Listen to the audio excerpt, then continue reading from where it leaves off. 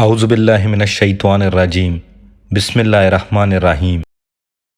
اہل بصرہ کی مذمت میں امام علی علیہ السلام نے فرمایا،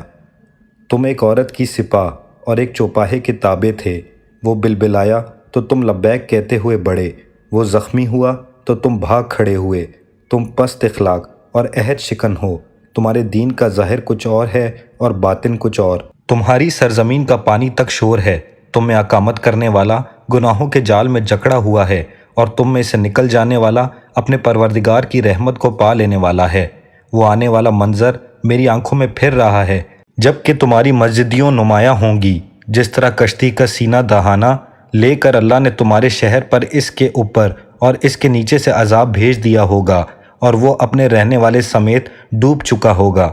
ایک اور روایت میں یوں ہے، خدا کی قسم تمہارا شہر غرق ہو کر رہے گا، اس حد تک کہ اس کی مسجد کشتی کے اگلے حصے یا سینے کے بل بیٹھے ہوئے شتر مرغ کی طرح گویا مجھے نظر آ رہی ہے۔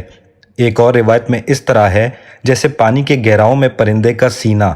ایک اور روایت میں اس طرح ہے، تمہارا شہر اللہ کے سب شہروں سے مٹی کے لحاظ سے گندا اور بدبودار ہے، یہ سمندر کے پانی سے قریب اور آسمان سے دور ہے۔ برائی کے 10 حصوں میں سے 9 حصے اس میں پائے جاتے ہیں۔ جو اس میں آ پہنچا وہ اپنے گناہوں میں اسیر ہے، اور جو اس سے چل دیا خوف الہی اس کے شریک حال رہا۔ گویا میں اپنی آنکھوں سے اس بستی کو دیکھ رہا ہوں کہ سیلاب نے اسے اس حد تک ڈھانپ لیا ہے کہ مسجد کے کنگروں کے سوا کچھ نظر نہیں آتا، اور یوں معلوم ہوتا ہے جیسے سمندر کے گہراؤں میں پرندے کا سینہ۔